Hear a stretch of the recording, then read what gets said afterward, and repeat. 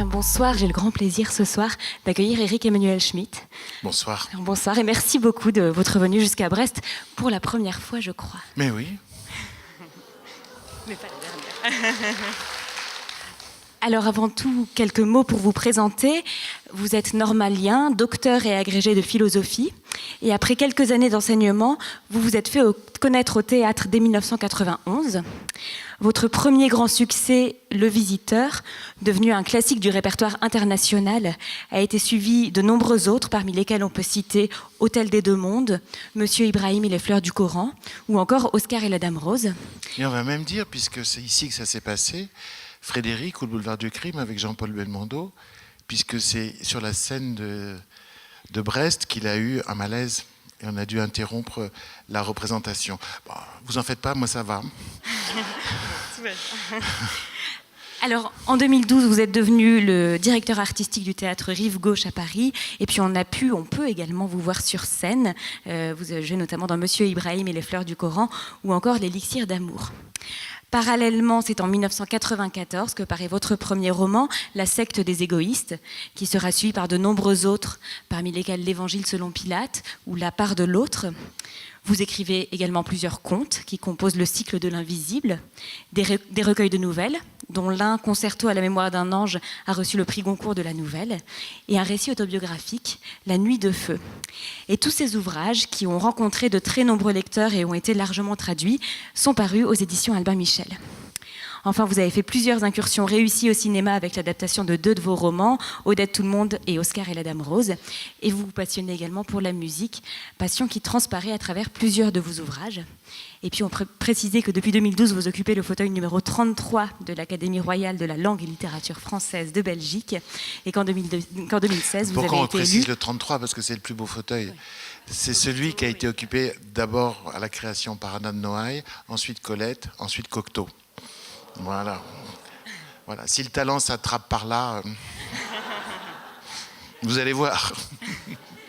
Et puis en 2016, vous avez été élu membre du jury du prix Goncourt. Alors cette biographie est assez impressionnante, tant par son côté foisonnant que par son éclectisme. Qu'est-ce qui vous a alors guidé d'un projet à l'autre et dans quelle mesure toutes ces écritures du monde se nourrissent-elles l'une l'autre ? Moi, j'ai pas choisi d'être aussi divers. J'avais pas un projet qui consistait à me dire j'essayerais de m'illustrer dans le genre du théâtre, du roman, de la nouvelle ou du conte ou au cinéma. C'est plutôt que j'ai été extrêmement obéissant. J'ai obéi aux histoires qui me traversaient l'esprit, j'ai obéi aux personnages qui s'incrustaient dans mon cerveau. Et les histoires et les personnages me disent assez rapidement « je suis une pièce de théâtre » ou « je suis un roman » ou « je suis une nouvelle ». Et moi, alors c'est vrai que j'ai commencé par le théâtre, qui est mon mode d'expression spontané, mais... des sujets me venaient, qui étaient, vous avez évoqué l'Évangile selon Pilate ou La part de l'autre, c'était forcément un roman.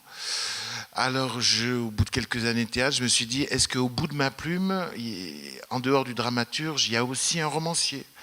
Alors j'ai essayé, avec beaucoup de doutes, etc. Et puis après, certains sujets vraiment s'imposaient comme des contes, dont Félix fait partie, et dont les premiers ont été Monsieur Ibrahim et les Fleurs du Coran, ou Oscar et la Dame Rose, des contes spirituels.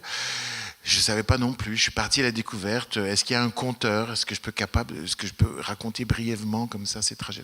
Et puis après, le nouvelliste. Donc, oui, et puis le cinéaste, j'obéis. Voilà, je ne suis pas du tout...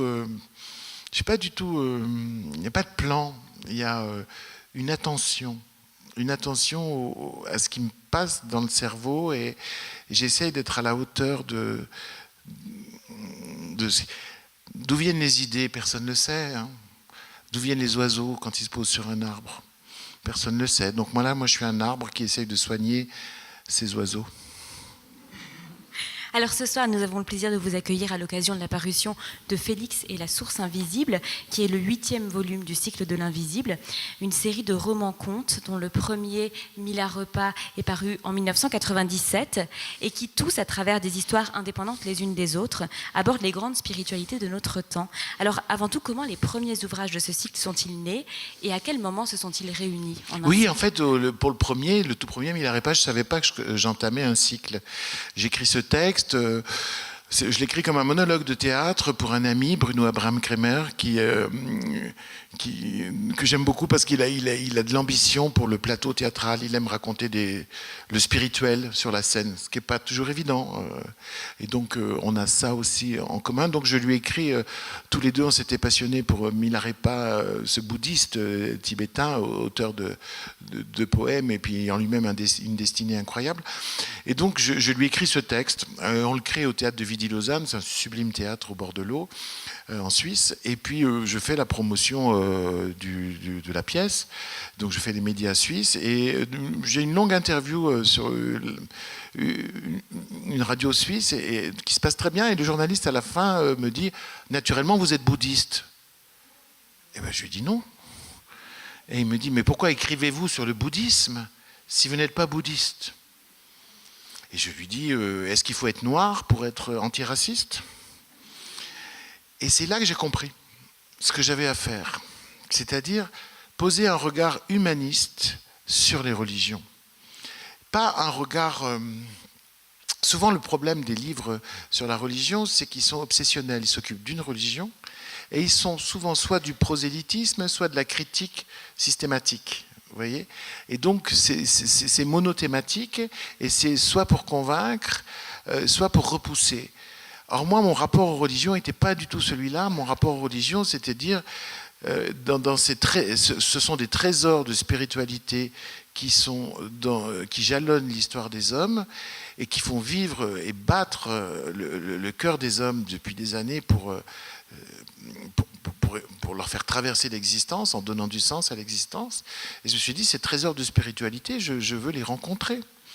Et donc, c'est là que j'ai compris que j'allais faire un cycle et que j'allais faire des voyages à l'intérieur des spiritualités. Et donc, le deuxième, ça a été Monsieur Ibrahim et les fleurs du Coran, où je rencontrais cette lecture de l'islam, cette très belle lecture de l'islam qu'est le soufisme. Et puis ensuite, il y a eu Oscar et la Dame Rose, donc l'histoire de cet enfant malade, mais qui rencontre une bénévole, la Dame Rose, qui, elle, arrive à traverser toutes ces épreuves de la vie par une foi chrétienne. Donc il y avait la rencontre avec le christianisme. Après, j'ai fait l'enfant de Noé, où il y a la rencontre du judaïsme. Ensuite, les 10 ans... Non, le sumo qui ne pouvait pas grossir. Ouais, parce qu'il y a des gens pour qui c'est un problème de ne pas grossir. Et donc là, je leur permettais de rencontrer le bouddhisme zen, alors que Milarepa, c'était le bouddhisme tibétain. Voilà. Et puis après, les 10 enfants que Madame Ming n'a jamais eus, sur Confucius et le confucianisme, cette sagesse, c'est pas une religion, c'est une sagesse, mais qui fait vivre la Chine depuis tellement longtemps. Et puis l'année dernière, Madame Pilinska et le secret de Chopin, sur la musique comme adjuvant spirituel, parce que je pense que la musique favorise notre vie spirituelle. Voilà. Et nous arrivons au 8e, Félix et la source invisible.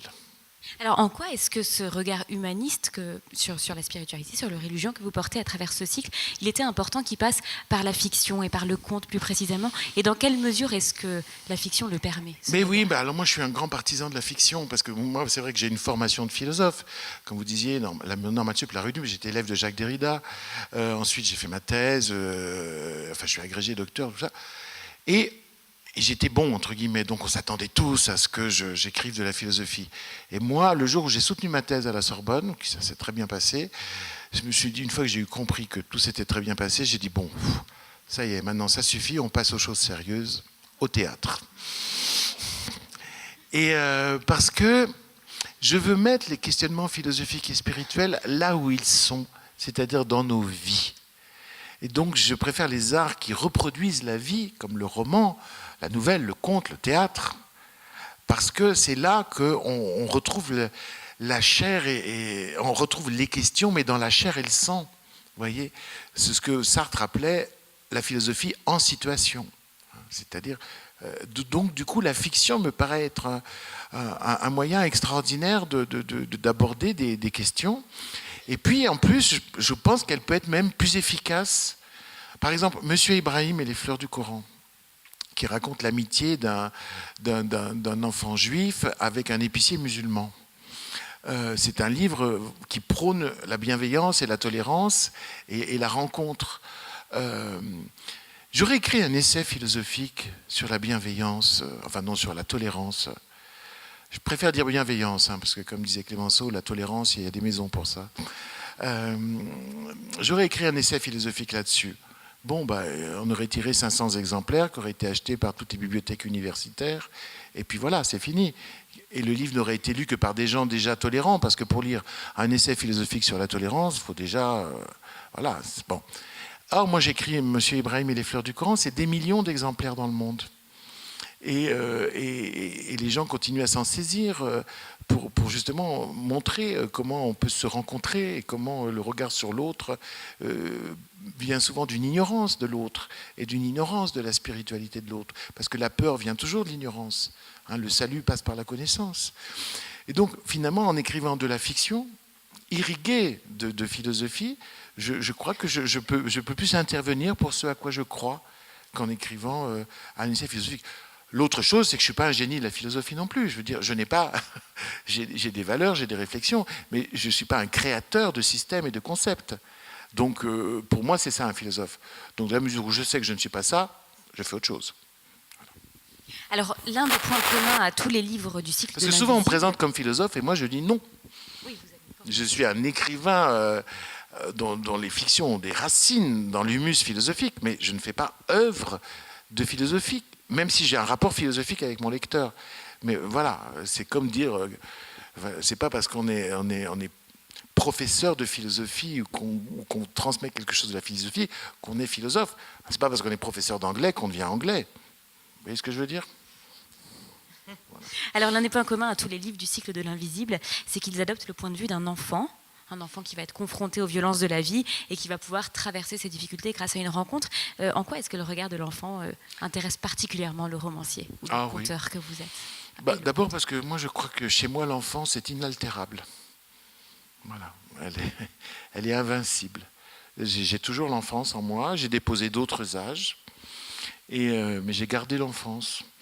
Et je valorise en plus beaucoup l'enfance, pas par nostalgie, je ne suis pas du tout nostalgique, ni par régression, je n'ai pas du tout envie de nouveau être enfant, parce que l'adolescence, merci une fois, mais pas deux. Parce que je trouve qu'il y a dans l'enfance des qualités qu'on peut perdre et que tous nous perdons par la suite, et qu'il faut retrouver volontairement. Dans l'enfance, l'enfance étonne. L'enfance étonne. Et rappelez-vous Platon nous dit que la première vertu du philosophe, c'est l'étonnement. Si vous ne vous étonnez pas, vous ne commencez pas à penser. Donc, déjà, l'enfant s'étonne, c'est-à-dire d'emblée, il fait un acte philosophique. L'enfant s'émerveille aussi. C'est-à-dire, en plus de l'étonnement, il y a l'admiration. Il ajoute une coloration, je dirais, admirative à la coloration interrogative. Et ça, c'est extrêmement important. Or, nous vivons avec une certaine...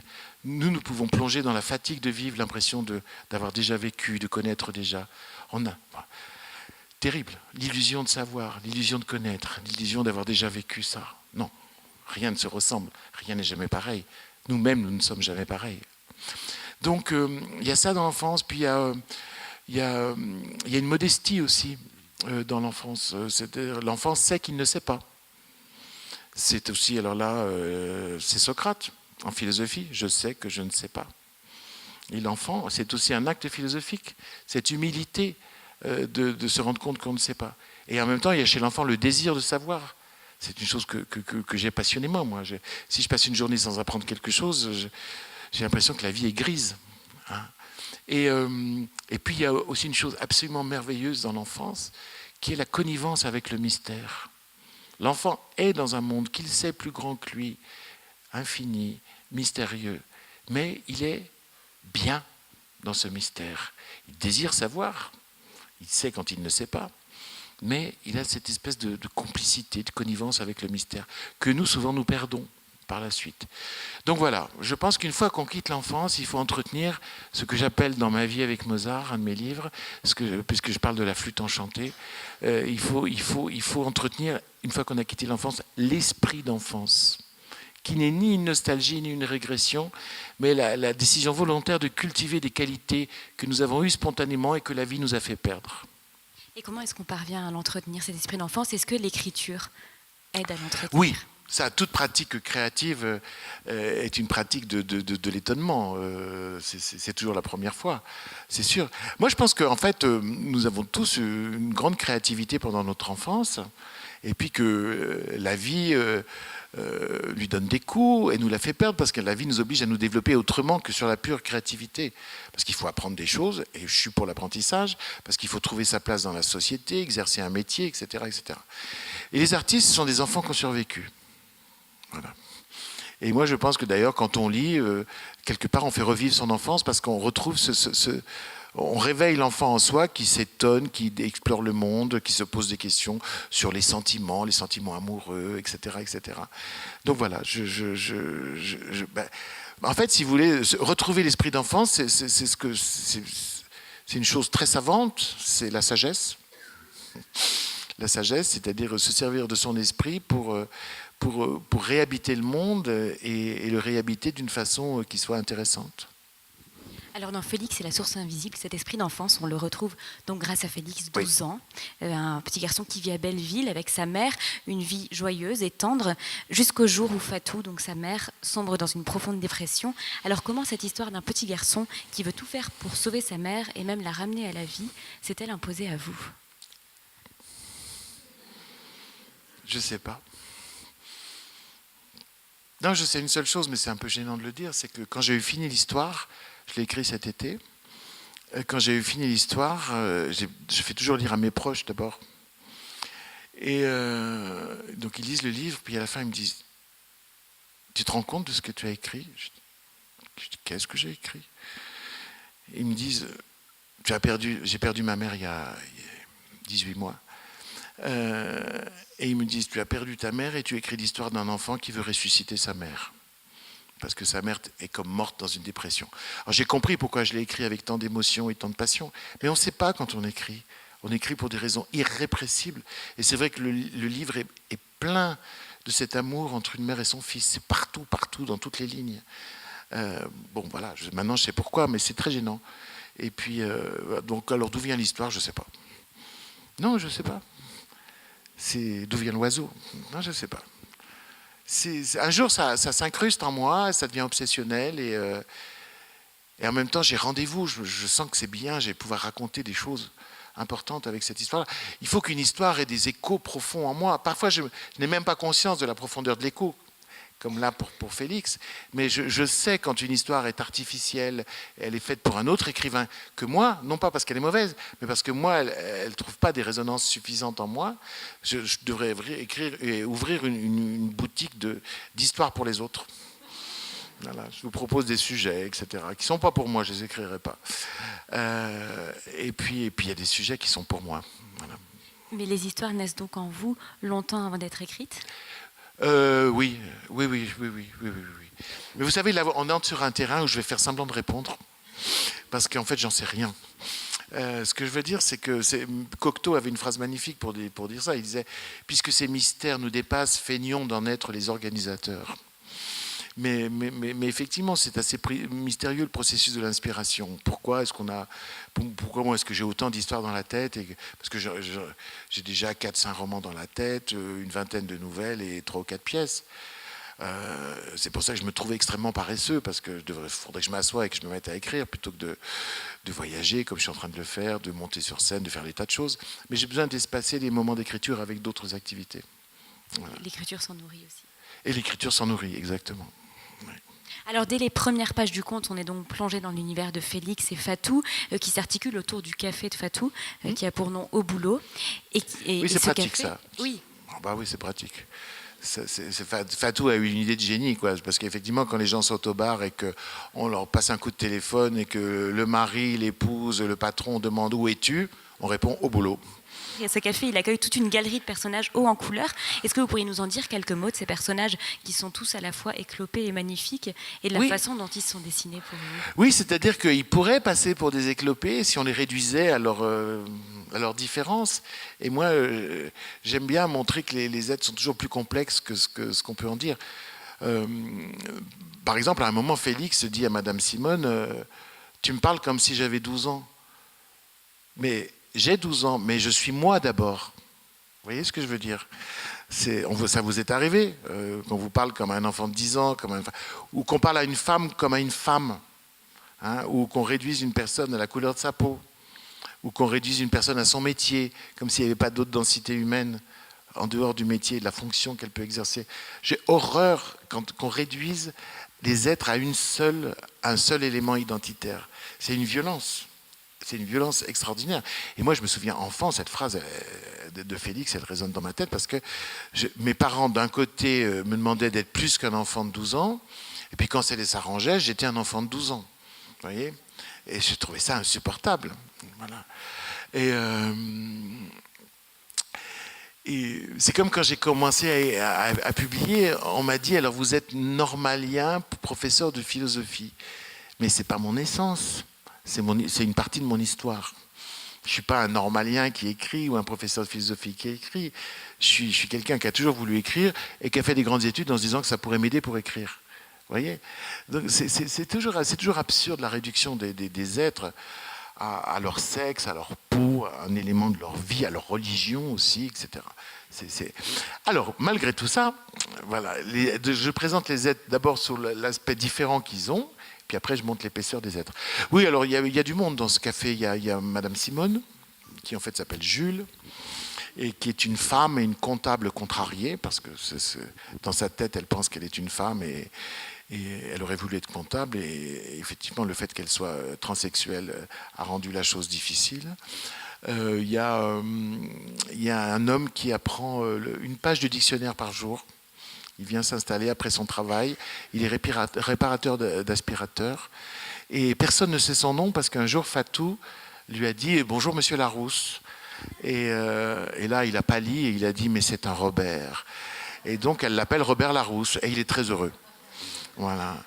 Et puis, il y a mademoiselle Tran qui est asiatique et qui est très timide, qui a du mal à trouver sa place dans ce Paris, etc. Et Fatou, encore une fois, parce que Fatou a le don d'embellir la vie et le don de nommer les choses, les objets, les êtres. Et Fatou, un jour où mademoiselle Tran vient avec un petit chien, elle lui dit « Appelle-le monsieur ». Et donc, mademoiselle Tran ne comprend pas pourquoi elle devrait appeler son chien monsieur. Et effectivement, elle va l'appeler monsieur et ça va changer sa vie et en finir avec sa solitude parce que quand elle est dans la rue et qu'elle appelle son chien, elle crie « Monsieur !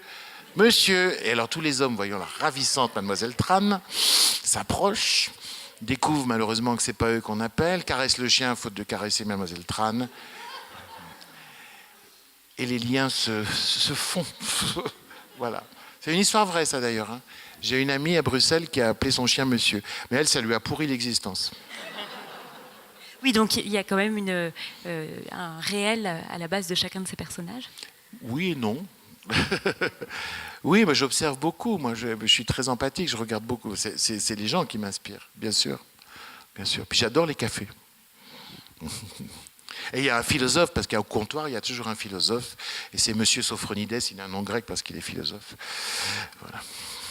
Quand vous nous parliez de cette malheureuse tendance à réduire les gens à une seule identité, vous nous disiez, on me définissait comme normalien, oui. docteur en philosophie, et je suis quelqu'un qui a toujours voulu écrire et qui est passé par là pour écrire. Est-ce que l'écriture serait quelque chose qui vous définirait alors, qui pourrait plus... Oui, parce que quand on dit que de quelqu'un qu'il est écrivain, on dit tout et on dit rien. Parce que épouser la littérature, c'est épouser une multiplicité de vies. Parce que quand j'écris, je peux devenir un homme, enfin je le suis déjà. Non, je peux devenir une femme, je peux devenir, à force, on ne sait plus, un enfant, ce que je veux dire, un enfant, un vieillard, je peux changer d'âge, je peux changer de peau, je peux changer de sexe, je peux changer d'époque, je peux changer de spiritualité. Moi, quand je lis, même qu'en tant que lecteur, c'est la même chose. Si je lis un roman japonais, je deviens japonais. Si je lis un roman russe, je deviens russe. On l'a tous vécu. Et donc, ce surcroît de vie, VIES que nous donne la lecture ou l'écriture, c'est une chose absolument merveilleuse. Donc quand on dit de quelqu'un qu'il est écrivain, on est en train à la fois de le définir et de montrer l'impossibilité de le définir, puisque s'il en est écrivain, on est 1000 personnes et pas une. 1000 personnes et 1000 voyages. Et un voyage, vous nous en proposez un dans, Oui. dans J'aime Félix beaucoup et le la terme source voyage invisible. parce que pour moi, tout livre est un voyage. Oui, tout à fait. Et là, en l'occurrence, il y a un voyage vers un retour aux sources, un retour vers l'Afrique pour Félix et Fatou, qui va les mener vers l'animisme, puisque c'est de cette spiritualité que vous parlez dans ce conte. Alors l'animisme, vous allez nous en dire quelques mots. Oui, parce que Si j'ai mis beaucoup de temps à comprendre l'animisme, donc je pense que ça a pu vous arriver. Parce que j'abordais l'animisme avec un point de vue d'occidental formé à la philosophie. Et maintenant, je distingue deux animismes. L'animisme spontané et l'animisme spirituel. Et ce sont deux choses totalement différentes. L'animisme spontané, tout le monde le connaît parce que tout le monde a été un animiste spontané. Quand on est enfant, par exemple, on se cogne à la table, on dit méchante la table et puis on lui donne un coup. C'est-à-dire qu'on a fait de l'animisme, c'est-à-dire on a prêté une anima. Anima, ça veut dire l'âme en latin. On a prêté une âme à l'objet, puisqu'on lui en veut à l'objet et qu'on le tape pour le punir. On a donné des noms à nos nounours, à nos poupées. Il y a peut-être dans la salle des gens qui continuent à donner leur nom à une voiture. Bon. Faudrait pas trop gratter. Voilà, on a tous connu cet animisme, c'est-à-dire cette façon spontanée de prêter une âme aux objets, aux êtres, à l'arbre, au vent, à une voiture, une poupée, etc.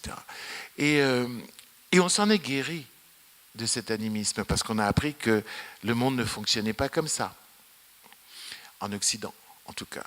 Et donc l'animisme nous paraît quelque chose de puéril, qu'il faut dépasser. En plus, la philosophie occidentale nous dit la même chose. Le philosophe qui a parlé de l'animisme, c'est Auguste Comte. Et Auguste Comte, dans sa théorie du positivisme, nous dit qu'il y a trois âges de l'humanité, l'âge animiste, l'âge religieux, l'âge philosophique. Et donc, de même que l'individu va faire une ascension de l'animisme spontané à l'âge religieux et à l'âge philosophique, l'humanité a, dans son histoire et son développement, vécu ça.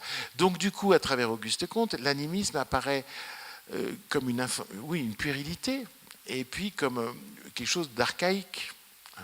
Et donc l'animisme est vraiment condamné, je dirais, dans la philosophie occidentale et dans la vie occidentale.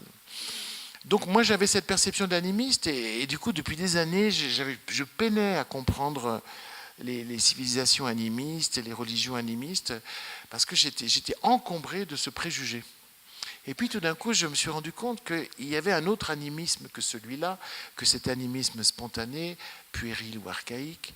Il y a l'animisme spirituel, c'est-à-dire l'animisme comme un fait de civilisation.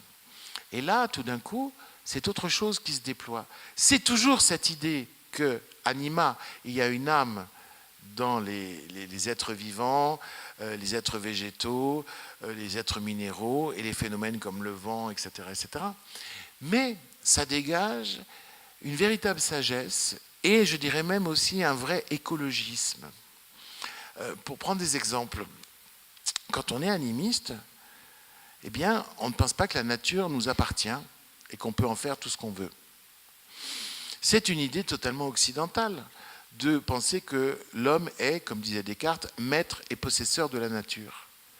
Cette idée, elle a régi nos comportements depuis des siècles et elle a fait que nous avons considéré la terre, les êtres vivants, les animaux comme nous appartenant et on en fait ce qu'on en veut. Conclusion, on commence un peu quand même aujourd'hui à s'inquiéter du fait qu'on épuise la terre au niveau de ses ressources, qu'on fait disparaître des espèces vivantes chaque jour, qu'on pollue, etc., etc. Bon. C'est impossible pour un animiste de faire ça. Et d'ailleurs, l'Afrique ne l'a pas fait, qui est en grande partie animiste, même si souvent chez les êtres, il y a à la fois de l'animisme et une religion monothéiste. Beaucoup d'Africains sont à la fois animistes et chrétiens ou animistes et musulmans. Ce que je comprends très bien pour les raisons que je vais développer. C'est-à-dire, il y a donc cette idée, il n'y a pas de privilège humain dans l'animisme. L'homme n'est pas d'une nature différente des autres puisque tout a une âme et un corps, ou tout corps a une âme. Donc il n'y a pas de supériorité de l'humain. En plus, le clan humain va se définir par rapport à un totem, c'est-à-dire par rapport à un animal. Quel est ton totem? Quel est le totem de ton clan? Pour Fatou, c'est le lion. Et l'idée, c'est-à-dire qu'on se raccorde à la nature pour essayer de retrouver la puissance de la nature quand l'homme est exténué. Le totem nous raccorde à la puissance vitale, à l'énergie vitale. Donc il y a cet écologisme et il y a aussi une sagesse. C'est-à-dire par exemple dans le rapport aux morts. Pour l'animiste, les morts sont là, les esprits sont là. Et quand par exemple à un moment Fatou, après avoir fini son repas, laisse quelques miettes sur le sol du bistrot pour nourrir les ancêtres, elle n'est pas idiote.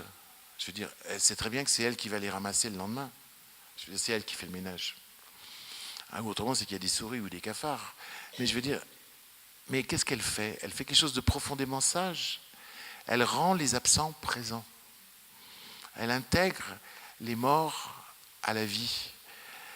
Elle se rend compte que son histoire ne commence pas avec elle.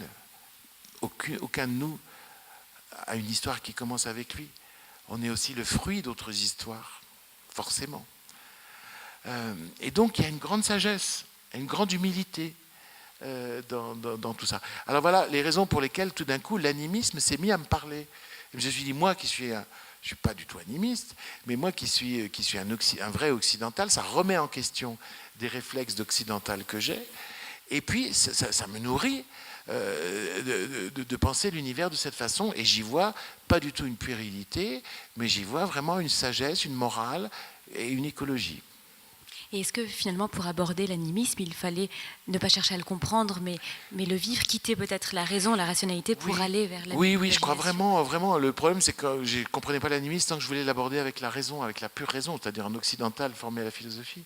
Et à partir du moment où je me suis rendu compte que l'animisme, je pouvais l'aborder par l'imagination et par la sensibilité, et qu'au fond, les meilleurs pourvoyeurs d'animisme, c'était d'abord les poètes, et je me suis mis à lire les poètes. Et là, effectivement... j'ai pu comprendre l'animisme et ça a pu commencer à me faire réfléchir et à m'apporter. Tout à fait. Ben moi, mon premier rapport avec l'Afrique, en fait, il est passé par la poésie. J'avais 17 ans et je suis allé au Sénégal. Pourquoi? Parce que j'avais réussi un truc, là, vous savez, en France, qui s'appelle le concours général. Un lycée présente son meilleur élève dans une discipline, français, maths, etc. Moi, évidemment, mon lycée, enfin, je dis évidemment, il ne m'a pas présenté en maths, c'est ça que je voulais dire. Il m'a présenté en français. Donc moi, le lycée me présente en français, donc je réussis. Je suis reçu à l'Élysée pour la première fois quand j'avais 17 ans. C'était parce qu'il recevait les lauréats du concours général. C'était Giscard d'Estaing à l'époque. Et puis la Fondation de France décide de choisir 7 lauréats et de réaliser leur rêve, c'est-à-dire qui voulez-vous rencontrer? Et moi, on me choisit, on me dit qui voulez-vous rencontrer? Quel est votre rêve? Et je dis, je veux rencontrer Léopold Sédar Senghor, le grand poète africain. Parce que j'adorais sa poésie. Je lisais beaucoup de poésie, mais j'aimais particulièrement la sienne. Et il était vivant. Et donc me voilà emmené en avion pour un séjour de 12 jours au Sénégal, où je découvre le Sénégal. Et au cœur du voyage, il y avait la rencontre avec Léopold Sédar Senghor, qui était président de la République, de la jeune République du Sénégal. Alors moi, le président, ça ne m'impressionnait pas du tout, mais alors le poète, ça m'impressionnait énormément. Et donc voilà, l'ambassadeur de France m'a emmené à la présidence de la République. Jusqu'à la porte, il m'a accompagné. Et il pensait qu'il allait me récupérer 10 minutes plus tard. Et ça a duré 1h30. Le dialogue avec Léopold Sédar Senghor. Je crois qu'il était ému qu'un jeune homme de France, qui n'était pas noir en plus, ait une véritable passion pour sa poésie. On a beaucoup discuté. J'ai beaucoup fait rire, je ne sais pas pourquoi. Et quand je suis sorti, l'ambassadeur de France, très impressionné par le temps de la réception, me dit: de quoi avez-vous parlé? Et c'est là que je me suis rendu compte que je m'en souvenais absolument pas. J'étais tellement tendu que c'est... Alors un jour, je ferai de l'hypnose pour essayer de retrouver... Mais je pense qu'il devait y avoir Félix. Non, ce que je veux dire, c'est que c'est lui qui m'a fait rentrer par ses poésies, et puis par cette rencontre, et puis par la visite que j'ai pu faire pour la première fois d'un pays d'Afrique. Il a été ma porte d'entrée dans ce monde. Alors bien entendu, on ne va pas révéler ce qui arrive à Félix Ah et à Fatou, mais on peut dire que ce livre propose un chemin vers le réenchantement du monde. Un chemin vers le réenchantement du monde, totalement, oui. Est-ce que ce réenchantement, il passe par les mots pour vous ? Ah bah les mots aident, mais l'enchantement, c'est quand même c'est la sensation. Mais les mots peuvent être des déclencheurs, peuvent nous faire perdre des fausses idées ou peuvent redonner de l'intérêt aux choses. Oui, les mots comptent beaucoup. Fatou passe son temps à renommer les choses. Et à la fin, elle cherche des baobabs dans Paris. Et elle va en trouver. Oui, les mots comptent beaucoup, bien sûr. La poésie compte beaucoup. La poésie comme facteur de réenchantement. Retrouver le sens de l'étonnement et de l'émerveillement, la poésie aide. Vraiment. Il y a ça, il y a cette initiation à ça dans le livre, le réenchantement. Puis il y a aussi le trajet d'un garçon. Il y a aussi le trajet de Félix, c'est un garçon de 12 ans qui vit seul avec sa mère. Et ça m'intéressait beaucoup de raconter ça. Parce qu'au début, il y a énormément d'amour entre eux, mais c'est une famille monoparentale, mais au fond, il pense qu'il est tous les hommes pour sa mère, ce qui est quand même une erreur. Et parce qu'en plus, il ne connaît pas son père, parce que, comme il dit, tout le quartier le sait, sa mère l'a fait avec le Saint-Esprit. Et il est très content de ça, c'est marqué sur le registre de la mairie, hein, Saint-Esprit. Et il est content parce qu'il y a des précédents fameux d'abord. Et puis, il dit, pas besoin de père entre ma mère et moi. Attention, il en est là quand même. Et on ne va pas raconter l'histoire, mais le Saint-Esprit va apparaître. Félicien Saint-Esprit, un Antillais, qui est le géniteur de Félix, que Fatou avait écarté. Et il va apprendre à avoir un père. Il y a aussi cet apprentissage-là. Et apprenant à avoir un père, il va apprendre aussi à tenir la place du fils auprès de sa mère. Et au fond, ça va le soulager. Parce qu'il y a aussi ce moment de panique d'un enfant de 10 ans qui voit sa mère malade et qui se sent responsable, parce que les enfants sont extrêmement responsables de leurs parents. Encore plus dans une famille monoparentale. Parce qu'on ne parle jamais parce que les adultes parlent toujours de leur responsabilité par rapport aux enfants, mais les enfants aussi sont responsables des parents. Moi, le nombre de mensonges que j'ai fait pour épargner mes parents. Non, mais oui. Mais jusqu'à la fin de ma vie, j'ai fait des mensonges pour épargner mes parents. C'est vrai. En plus, moi, j'avais un père extrêmement anxieux. Je crois que ma vie a constitué à répondre à l'anxiété, à rassurer mon père. J'ai passé ma vie à rassurer mon père. Moi, quand je suis né, j'avais un bec de lièvre, une sorte de bec de lièvre. Et donc mon père, qui était kinésithérapeute, paniquait que son fils naisse pas fini, quoi, pas cuit. Et en plus, le bec de lièvre, parfois, indique une malformation, un retard qui a des conséquences souvent cérébrales. Et donc, à la première seconde où je suis apparu, mon père m'a stimulé pour être sûr que je n'étais pas abruti. Donc je peux vous dire, j'ai poussé à l'angoisse de mon père. C'est extraordinaire que je sois aussi serein en ayant traversé tout ça. Mais en même temps, je ne lui en veux pas du tout, parce qu'il m'a dynamisé, il m'a porté. C'était formidable finalement d'avoir un père aussi anxieux. En même temps, avoir un père qui a aussi peu confiance dans son fils, c'était plus difficile, ça. Mais voilà, bon, c'est toujours compliqué de toute façon. Et là, Félix va apprendre à avoir un père. Alors, pas de peau, lui, il a un père parfait. C'est horrible. Il est beau, il est intelligent, il est généreux, il est attentif. Quand on ne veut pas avoir de père, se retrouver avec un père parfait, c'est quand même épouvantable. Il envie tous ses camarades qui ont des pères imparfaits. Oui, mais on ne dira pas on tout dira ce qui pas. se passe. Alors, il y a plusieurs de vos textes du cycle de l'invisible qui ont été adaptés au théâtre. Est-ce que c'est quelque chose auquel vous pensez dès l'écriture ? Est-ce que vous écrivez à haute voix ? Est-ce qu'il y a une... En fait, il y a une petite ambiguïté, c'est que Émile Arepa, je l'ai écrit pour le théâtre, et Monsieur Ibrahim et les fleurs du Coran, c'est un monologue de théâtre. Maintenant, tout le monde le lit comme un roman. Et Oscar et la Dame Rose, je l'ai écrit pour Daniel Darieux, c'est aussi un monologue de théâtre. Mais ça se lit aussi comme des romans. Voilà. Après, c'est devenu vraiment des romans, les autres. Mais j'ai pas fait d'adaptation scénique.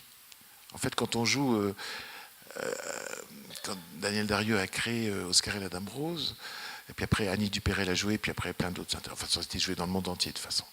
Mais ça a été écrit d'abord pour le théâtre. Moi, quand je joue Monsieur Ibrahim, je joue le texte parce que c'est un monologue de théâtre. Mais ça peut se lire comme un roman. Voilà.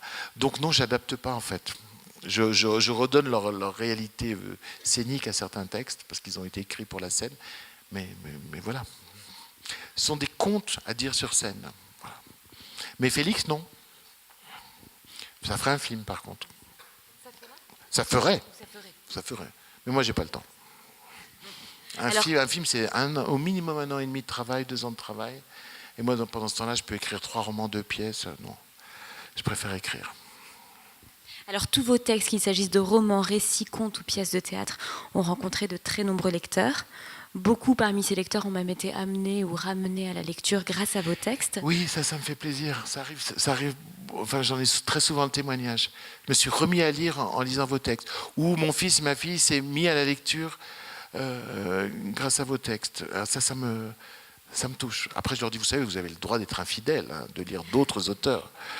Justement, je crois que vous êtes vous-même un très grand lecteur, peut-être d'autant plus depuis que vous faites partie du jury du prix Goncourt. Est-ce qu'il y a un ou deux livres dont vous souhaiteriez nous parler, qui vous ont particulièrement marqué ces derniers temps?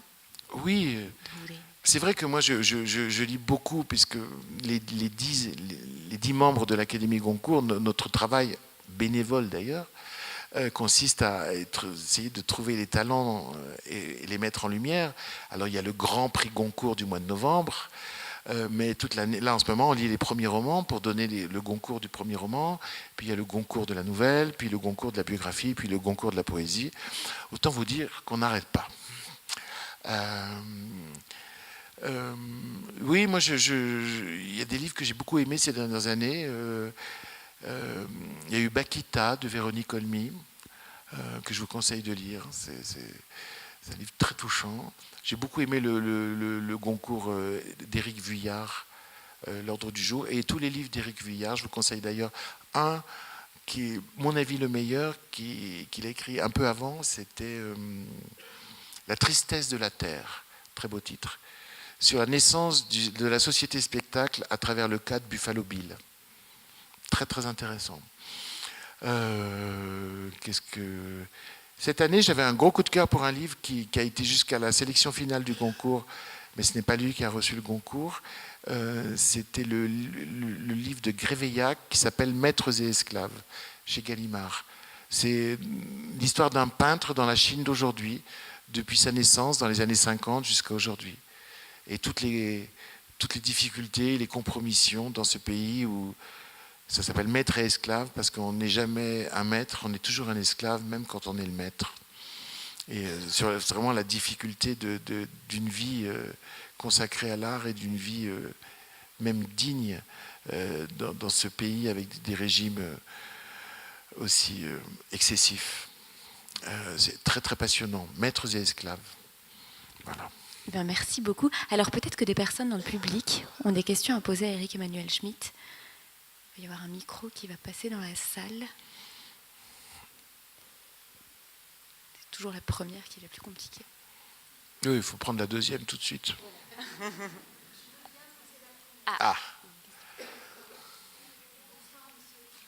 C'est pas... Bon, on vous entend très bien. Hein. Ah, bon, d'accord. Là, devant vous.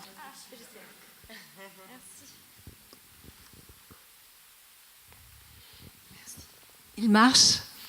Oui. Bonsoir, monsieur. Bonsoir. Merci d'être là. Voilà, je voudrais vous poser une question. Après avoir lu certains de vos livres et en écoutant mes amis musulmans, mes amis chrétiens, mes amis juifs et les personnes comme moi qui ne croient pas en Dieu, je me demande si tout ça, ce n'est pas un peu la même chose.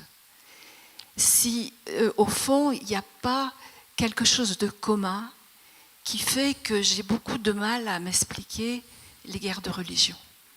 Ah, Enfin, très bonne question. Merci de me donner l'occasion de parler de ça. Moi, je suis complètement en accord avec ce que disait le philosophe Bergson, Henri Bergson, qui nous dit que toutes les religions ont la même origine, le même cœur, le cœur de feu, le cœur mystique. Et je le sais puisque c'est quelque chose que j'ai vécu. Et après, les religions sont des manières de dire cette expérience ineffable. Elles sont des manières de dire, de mettre en mots, de mettre en histoire, de mettre en rite, et même de mettre en institution.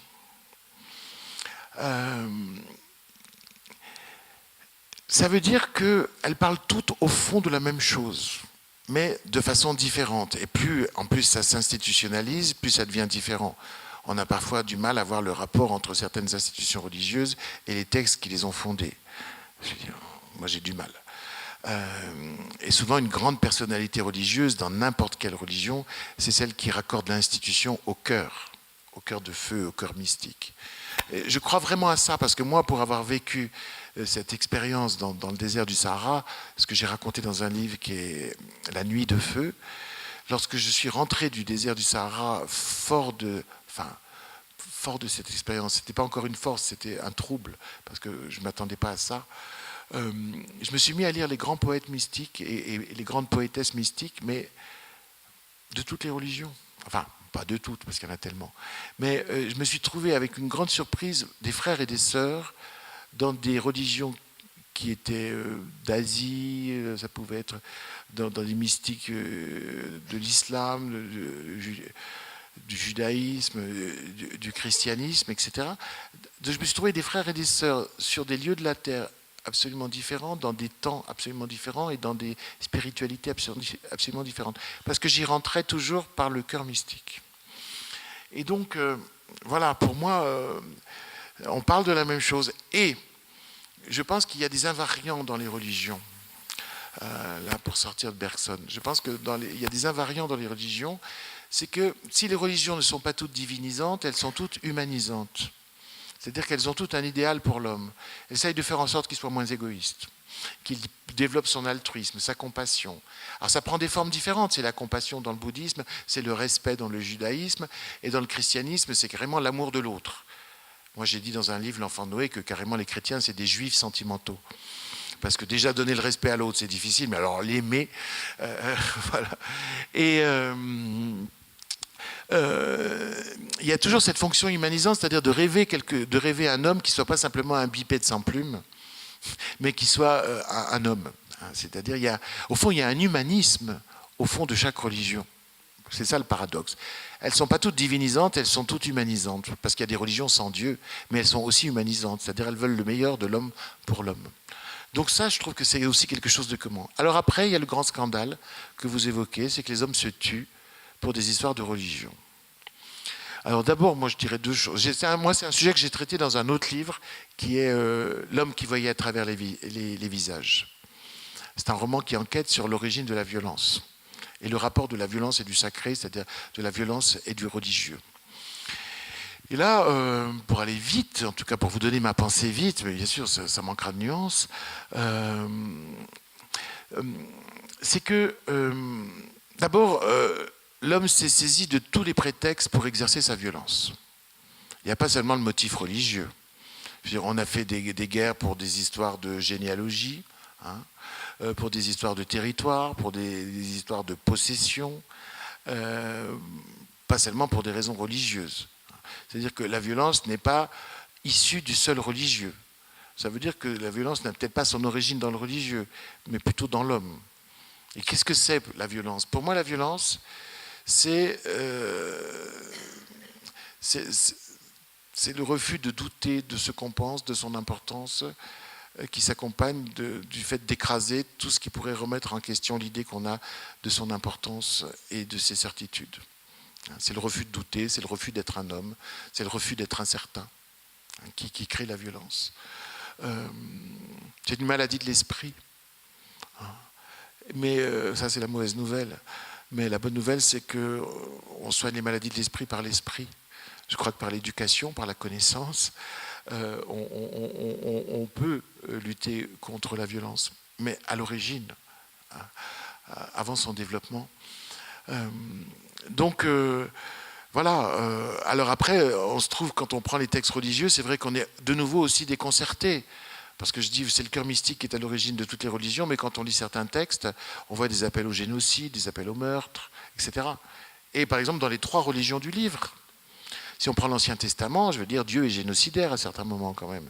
Et puis Dieu appelle à la violence, il est furieux, il est colérique, etc. Alors, on prend le Nouveau Testament. Alors là, c'est plus complexe parce que les 4 évangiles sont impeccables. Je veux dire, c'est un traité contre la violence. C'est 4 textes qui sont des traités absolus contre la violence. Mais dans le corpus du Nouveau Testament, vous avez l'Apocalypse. Et dans l'Apocalypse, on retrouve l'appel à la violence. Et puis vous prenez le Coran. Dans le Coran, vous avez aussi de quoi vous élever, mais vous avez aussi la sourate de la vache, avec des textes qui disent qu'il faut tuer l'incroyant, qu'il faut tuer le juif, tuer le chrétien, etc. Donc, ça veut dire quoi? Ça veut dire que c'est la lecture qui fait le livre et non pas le livre qui fait la lecture. Si vous voulez vous élever, vous prenez n'importe lequel de ces 3 textes et vous trouverez le moyen de vous élever spirituellement. Si vous voulez simplement justifier votre violence, vous allez trouver aussi dans ces 3 textes de quoi justifier votre violence. C'est la lecture qui fait la valeur d'un livre. Et c'est ça qui est terrible. Un con qui lit un livre intelligent le trouvera con. Non mais... Et quelqu'un de très intelligent en lisant un livre idiot va trouver des trucs intelligents. Diderot était comme ça. Diderot, bon, c'est une de mes passions, Diderot. J'ai fait ma thèse sur Diderot. Mais Diderot, il lisait un livre médiocre, et j'ai failli prendre le mien. Il lisait un livre médiocre, et il commençait à en parler en disant, alors dans ce livre, et il reconstruisait le livre, et il en inventait un autre en le racontant. Et à la fin, il fermait le livre en disant, ce livre est vraiment génial. Voilà, c'est la lecture qui fait le livre, c'est le lecteur qui fait le livre aussi. Et donc, ça veut dire quoi? Ça veut dire que lire un livre fondamental d'une religion, c'est faire un exercice critique. Et c'est ça qu'on ne dit pas. Parce qu'aujourd'hui, on considère que la religiosité, c'est de l'obéissance. Non, non, non, non. Avoir une instruction religieuse, c'est avoir une éducation critique qui oblige, en lisant le texte, à éclairer une partie du texte par une autre, puisque c'est contradictoire. Ils sont tous contradictoires, ces textes-là. Donc c'est comme un exercice philosophique. C'est l'exercice critique. C'est pas répéter par cœur et obéir bêtement. C'est ça la vraie instruction religieuse. C'est pour ça que je pense qu'il ne faut pas la négliger non plus. Il faut qu'on ait une éducation philosophique et une éducation religieuse. C'est de toute façon une éducation critique. Mais on en est loin. Bonsoir. Bonsoir. Je n'ose dire monsieur, en référence à Mademoiselle Tran. Je n'aboie pas. Vous venez de dire c'est la lecture qui fait le livre. Est-ce que c'est l'écriture qui a fait l'homme que vous êtes? J'aime bien votre phrase. Oui. C'est ce que j'ai dit l'autre jour à la grande librairie chez François Bunel. J'ai dit, en fait, moi, je suis pas le père de mes livres, je suis le fils de mes livres. Parce que chaque fois, mes livres me font grandir. Au sens où chaque livre est pour moi l'exploration d'une zone inconnue de l'humanité ou d'une zone de complexité psychologique, sentimentale, existentielle, ou l'exploration d'une spiritualité. C'est-à-dire, je n'écris pas des livres pour dire ce que je pense, j'écris des livres pour découvrir ce que je pense.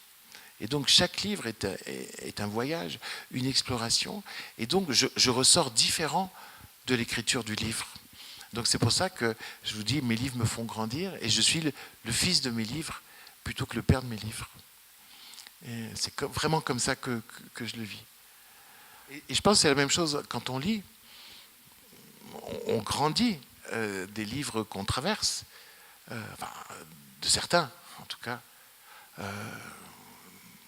Pardon. Bonsoir. Quand vous écrivez un livre, par exemple, sur l'animisme, comment est-ce que vous vous renseignez sur cette religion au départ, avant d'en parler vous-même? Je lis beaucoup. Et puis je rencontre.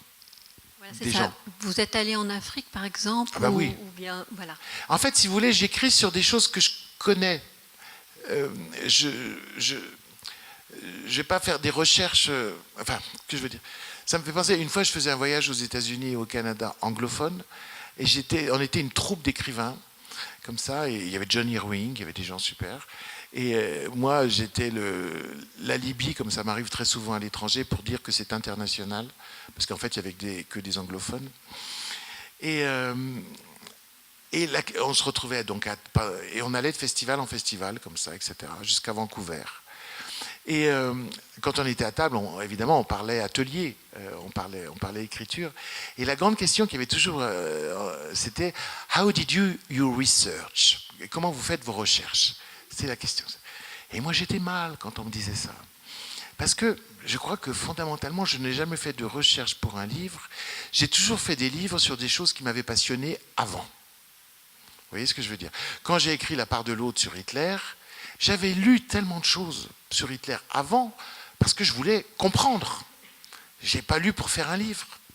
Alors après, je vérifie quand je fais un livre. Mais toutes les choses dont je parle sont des choses qui m'ont passionné, moi comme homme. Et un jour, parfois 5 ans plus tard, 10 ans plus tard, 20 ans plus tard, il y a un livre qui surgit de la fréquentation de ça. Vous voyez? Donc c'est pour ça que j'étais très très mal avec tous les Américains, parce que alors j'ai fait semblant de faire des recherches. Voilà, parce que je me dis, là, c'est l'honneur de l'Europe qui est en question. Donc je leur ai répondu comme ils voulaient que je leur réponde, mais la vérité, c'est ce que je viens de vous dire.